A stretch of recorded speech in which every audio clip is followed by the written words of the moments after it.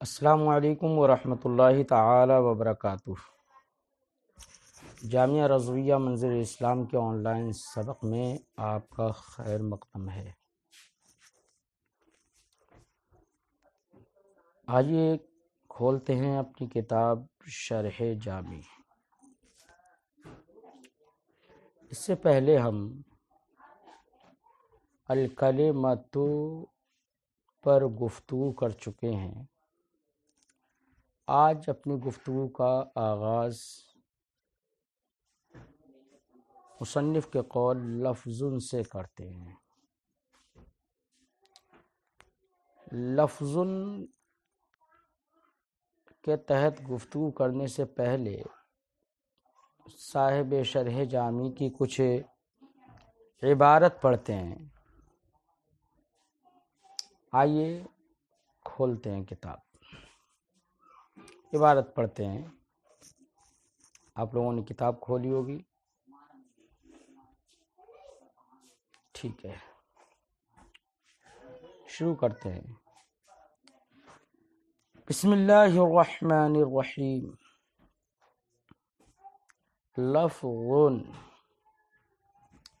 اللفظ فی اللغت الرمی یقال اکلت التمرۃ ولفظت النواۃ اے رمیتها، ثم نقل فی عرف النحاة ابتداء او بعد جعله بمعنى الملفوظ كالخلق بمعنى المخلوق الى ما يتلفظ به الانسان حقيقة او حكما مهملا كان او موضوعا مفردا كان او مركبا، واللفظ الحقيقي كزيد وضرب، والحكمي كالمنوي في زيد ضرب واضرب، إذ ليس من مقولة الحرف والصوت أصلا، ولم يوضع له لفظ، وإنما عبروا عنه باستعارة لفظ المنفصل له من نحو هو وأنت، وأجروا عليه أحكام اللفظ، فكان لفظا حكما لا حقيقة، والمحذوف لفظ حقيقة لأنه قد يتلفظ به الإنسان في بعض الأحيان، وكلمات الله تعالى داخلة فيه، إذ هي مما يتلفظ به الإنسان، وعلى هذا القياس كلمات الملائكة والجن، والدوال الأربع وهي الخطوط والعقود والنصب والإشارات غير داخلة فيه، فلا حاجة إلى قيد يخرجها، وإنما قال لفظ ولم يقل لفظة، لأنه لم يقصد الوحدة، والمطابقة غير لازمة لعدم الاشتقاق مع كون اللفظ أخصر۔ پیارے طلبہ، آپ نے شرح جامی کی عبارت سماعت کی۔ آئیے اب ہم آج کے اس سبق کا خلاصہ کچھ بیان کر دیتے ہیں کہ صاحب کتاب آج کے سبق میں کیا کیا باتیں بیان کرنے جا رہے ہیں۔ پھر اس کے بعد میں ہم کچھ صاحب کتاب کی عبارت کی تفسیر کریں گے، وجہ تفسیر بتائیں گے کہ صاحب کتاب نے اس لفظ سے کیوں بات کو ادا کیا، کوئی لفظ کیوں لے کر آئے، اس کی قید کیوں لگائی، وہ کس اعتراض کا جواب ہے، کون سے اعتراض کا جواب دینے کے لیے کوئی ایسا لفظ لے کر آئے، اس کی گفتگو ہم ابھی کریں گے۔ تو آئیے شروع ہوتے ہیں۔ سب سے پہلے لفظ کی تعریف میں آج صاحب کتاب نے الکلمۃ لفظ پر جو لفظن ہے اس پر گفتگو کی ہے۔ گفتگو کرنے میں صاحب شرح جامی نے ایک تو لفظ کی لغوی تعریف اور پھر اصطلاحی تعریف بیان کی ہے۔ اس کے بعد صاحب شرح جامی نے اس کی جب اصطلاحی تعریف کی ہے تو اس میں کئی قیود لگائی۔ ہر ایک قید کا کیا فائدہ ہے، اس قید کے لگانے سے کس اعتراض کا دفاع ہوتا ہے، صاحب شرح جامی نے چند ہونے والے اعتراضات کا قیود لگا کر دفاع فرمایا۔ یہ چند باتیں ذکر کی ہیں، آئیے ہم اس کی تفصیل میں شروع ہوتے ہیں۔ سب سے پہلے صاحب شرح جامی نے فرمایا اللفظ فی اللغت الرمی، لفظ لغت میں رمی کو کہتے ہیں، یعنی پھینکنے کو کہتے ہیں۔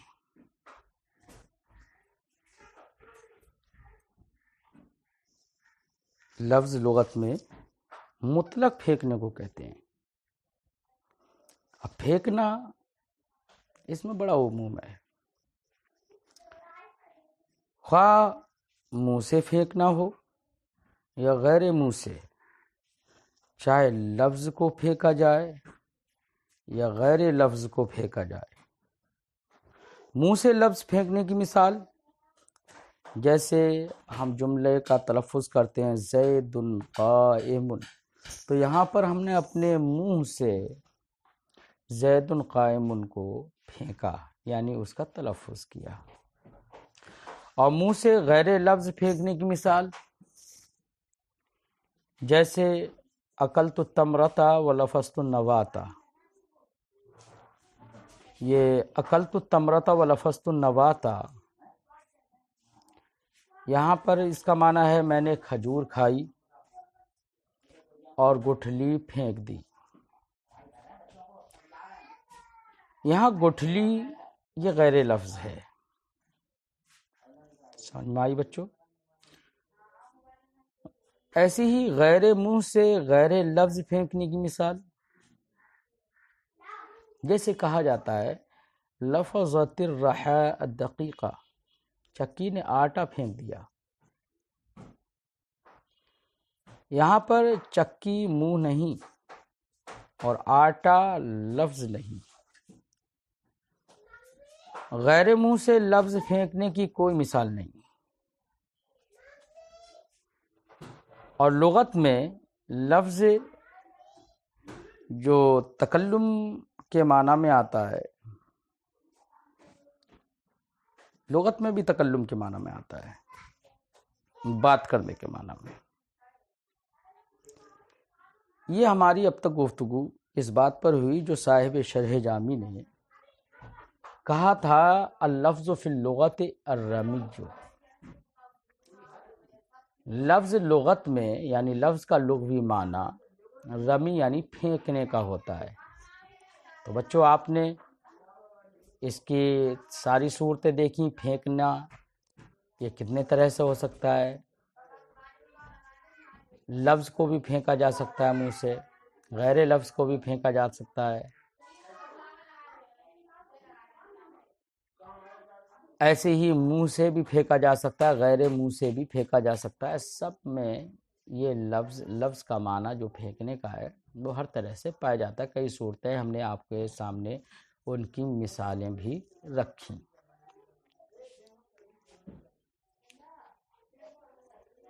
اصطلاحی معنی تھوڑا ابھی صاحب شرح جامی کی اب عبارت کا تھوڑا ترجمہ کرتے ہیں۔ اللفظ فی اللغت الرمی،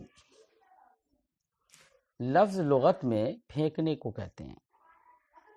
یقال کہا جاتا ہے، پھینکنے کی تائید پیش کرنے کے لیے مصنف ایک مثال پیش کر دیتے ہیں۔ ہم نے آپ کے سامنے کئی مثالیں پیش کی تھیں۔ یقال کہا جاتا ہے اکلت التمرۃ ولفظت النواۃ، میں نے کھجور کھا لی اور گٹھلی پھینک دی۔ یہاں پر لفظت النواتا بمعنی اے رمیتھا، یعنی میں نے گٹھلی کو پھینک دیا۔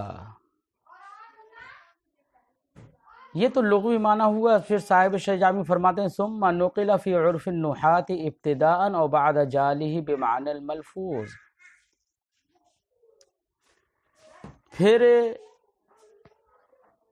لغت کے معنی میں، لغت کا معنی یہ بیان کر دیا، اس کے بعد میں لغت میں تو اس کا معنی رمی ہے، پھر اس کے بعد میں نحات کے عرف میں اس کو منقول کر لیا گیا۔ اب منقول کرنے کی دو صورتیں ہو سکتی ہیں، ایک تو یہ کہ ابتداءً لفظ پھینکنے ہی کے معنی میں رہا اور اس کو نحات کے عرف میں منقول کر لیا گیا، اب جس کی طرف منقول کیا گیا وہی معنی اصطلاحی ہو جائے گا۔ اور ایک صورت یہ ہے او بعد جالہ بمعنی الملفوظ، کہ لفظ کو پھینکنے کے معنی میں نہ رکھ کے بلکہ پہلے اس کو اسم مفعول کے معنی میں لے لیا، یعنی بعد جالہ بمعنی الملفوظ کے پہلے اس کو ملفوظ کے معنی میں کر لیا، ملفوظ کے معنی میں کر دینے کے بعد پھر اس کو نقل کیا گیا ما یتلفظ بہ الانسان، جو اصطلاحی تعریف ہے اس کی جانب، اور لفظ مصدر ہے بمعنی ملفوظ کرنے کے بعد بھی نقل ہوئی ہو۔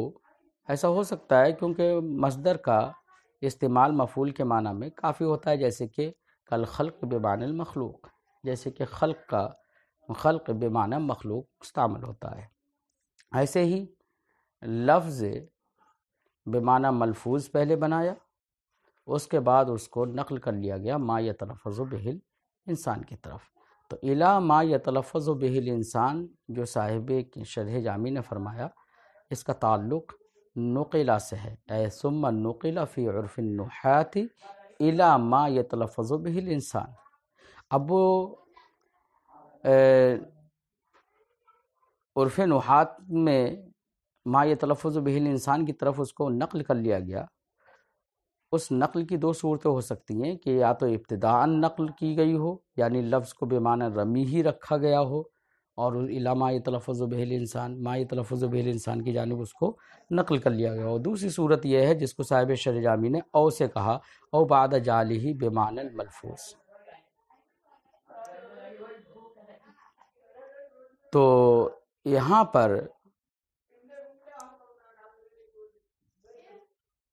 آپ نے یہ بات سمجھی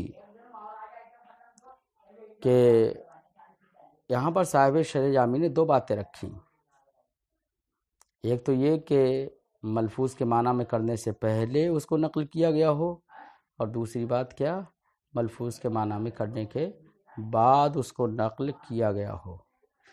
دونوں فرق کیا رہے گا؟ دونوں فرق یہ رہے گا کہ پہلی صورت میں جو ما یتلفظ بہ الانسان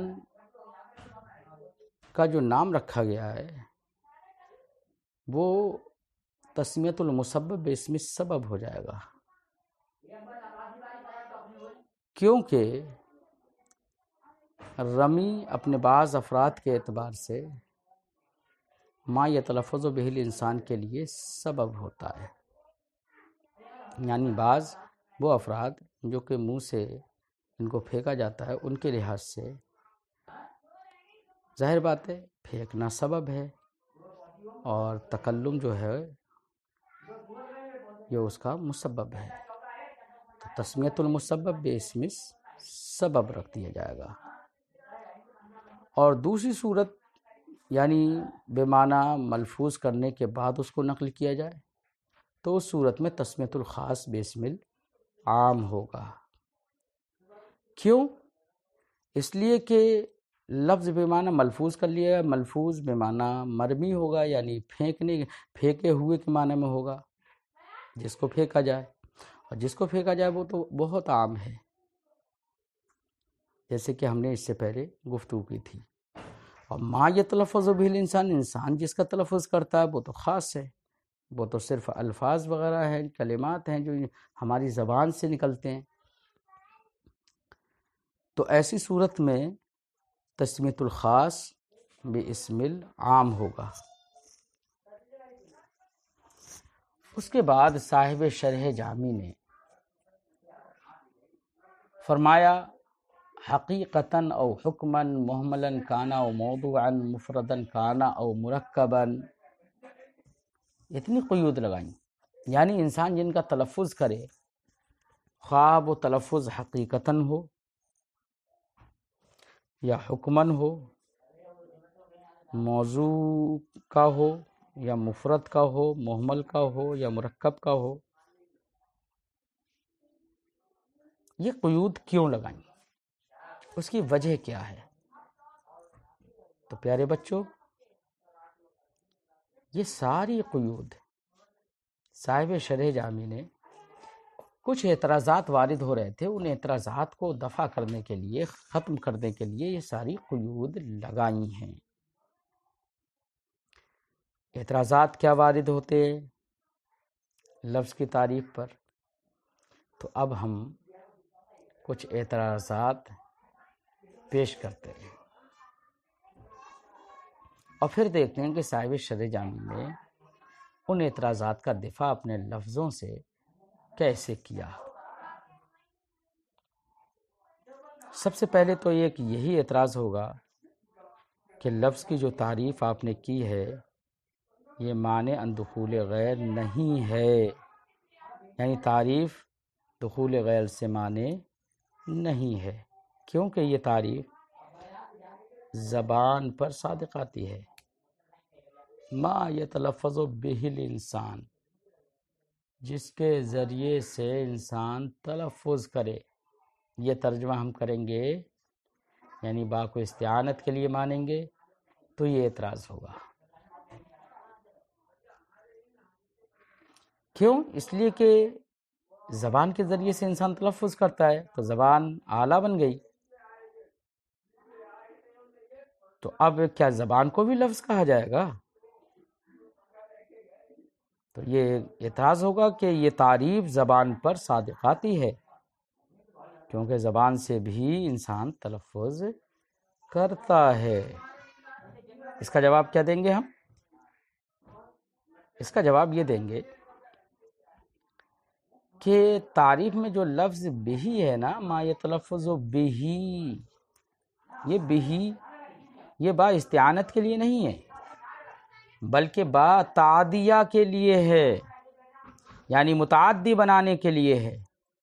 تو اصل عبارت اس طرح ہے، اللفظ ما الفظہ الانسان، لفظ وہ ہے جس کو انسان تلفظ کرے، جس کا انسان، نہ کہ وہ کہ جس کے ذریعے تلفظ کرے۔ تو با استعانت کے لیے نہیں ہے بلکہ با تعدیہ کے لیے ہے، اور جب با تعدیہ کے لیے ہو جائے گا تو لفظ کی تعریف سے زبان خارج ہو جائے گی۔ سمجھ میں آیا بچوں با؟ ایک اور اعتراض، لفظ کی تعریف جامع نہیں، کیونکہ الفاظ منویہ اس سے خارج ہو گئے، جیسے زید ضرب، تو یہاں پر ضربہ میں کہا جاتا ہے کہ ہوا ضمیر مستتر ہے، تو زید ضربہ میں ہوا ضمیر ہے جس کا تلفظ نہیں کیا جاتا، حالانکہ لفظ ہے، تو تعریف جامع نہیں ہوئی۔ صاحب شرح جامی نے اس کا بھی جواب دیا ہے۔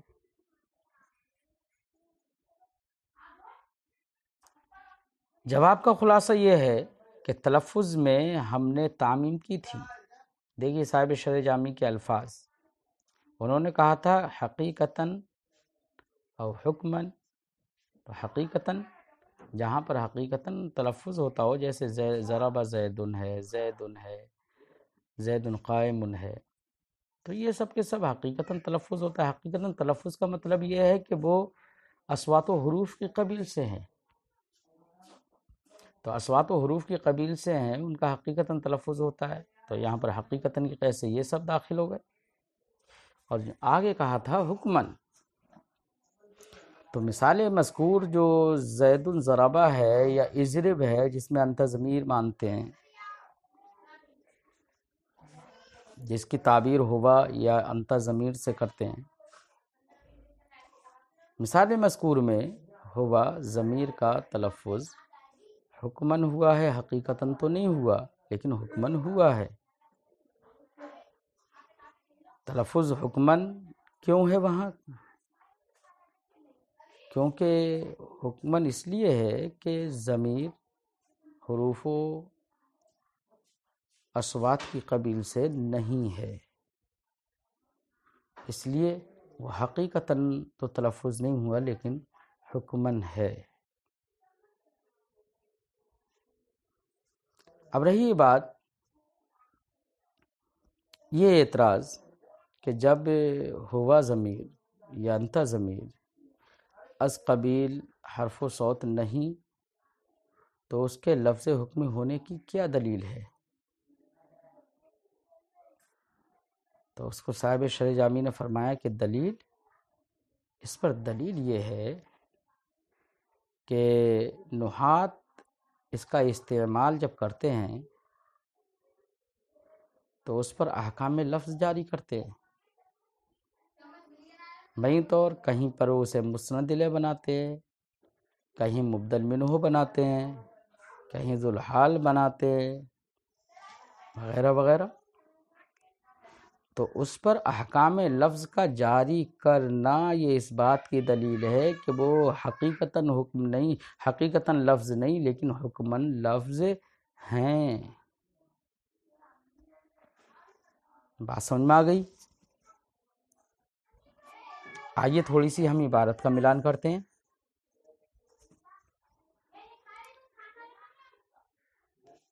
صاحب شرح جامی کی عبارت تھوڑی سی پڑھ کر عبارت ترجمہ کرتے ہیں.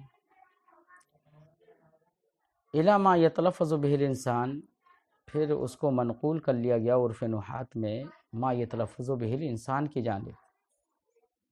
اب ما یتلفظ بہ الانسان یہ حقیقتاً ہو جیسے کہ زید وغیرہ یا زید قائم، یا حکمن ہو، حکمن کی مثال دے دی جیسے ہم نے منوی کی.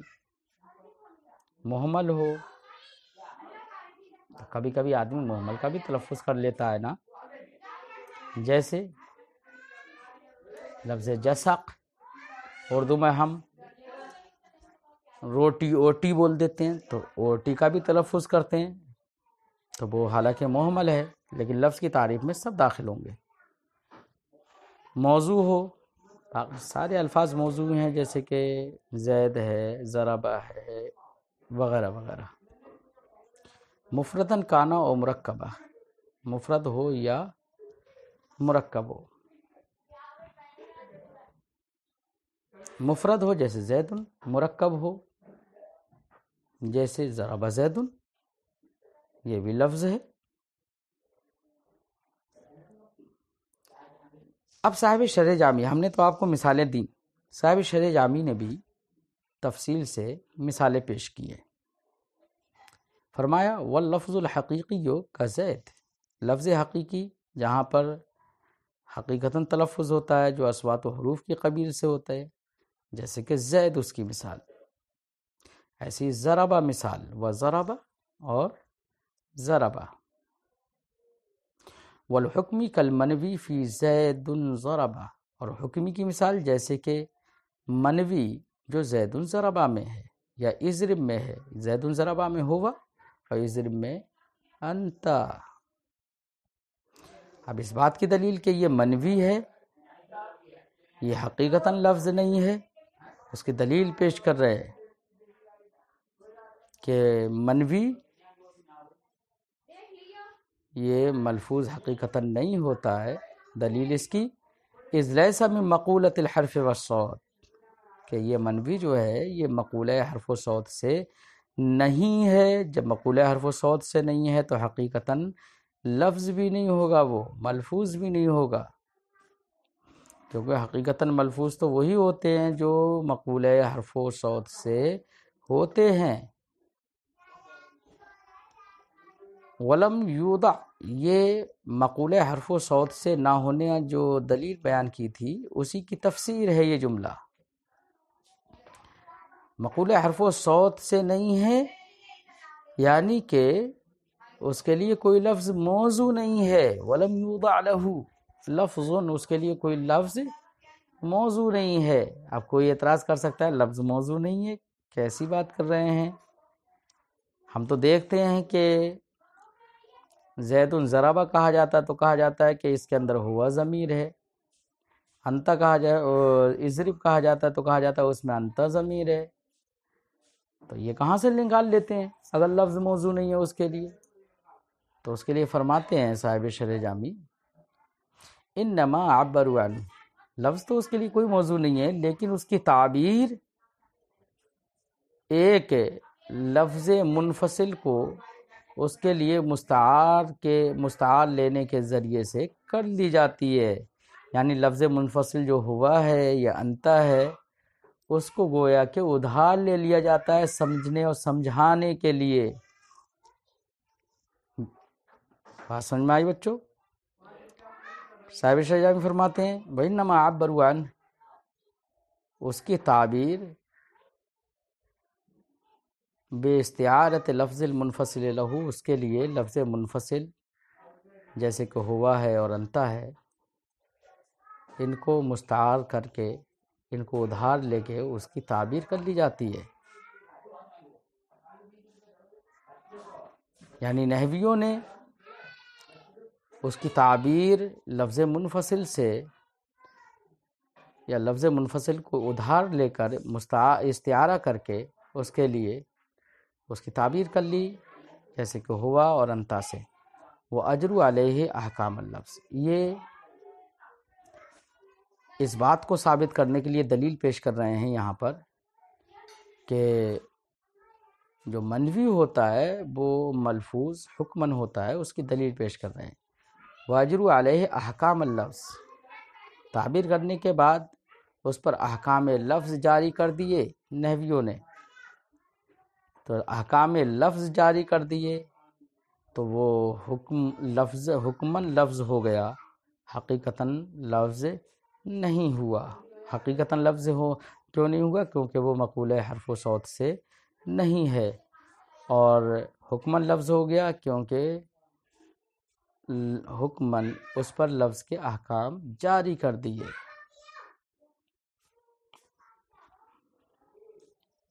پیارے بچوں، یہاں تک بات سمجھ میں آئی؟ اب آگے صاحب شرح جامی جو عبارت بیان کرتے ہیں والمحذوف لفظ حقیقتاً لأنه قد يتلفظ، یہاں کی گفتگو ہم اگلے سبق میں کرتے ہیں۔ ٹھیک ہے، جب تک آپ کتاب کو یاد کرتے رہے۔ السلام علیکم ورحمۃ اللہ تعالی وبرکاتہ۔